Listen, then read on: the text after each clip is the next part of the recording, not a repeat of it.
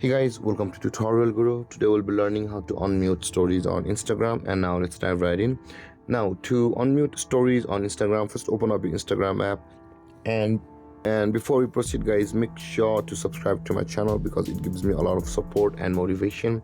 And in order to proceed from over here, you will be first required to go to the muted list of our account. To do that, at the bottom right corner of the screen you can see a profile picture icon. Tap on your profile picture icon, and on this interface guys, at the top right corner of the screen you can see the three lined icons. Tap on it, and on this interface guys, scroll down until you can find the muted accounts over here under the category. What you see, tap on muted accounts, and over here all of your muted accounts will be available over here. Now in order to unmute, you can simply tap on the unmute button at the right side of over here, and you can see the tap on the toggle icon whichever it was muted, or just go to their profile. Let's go back, let's do that again, and you can see you can do it from over here. You can see the following button over here. Tap on the following button and you can see the mute.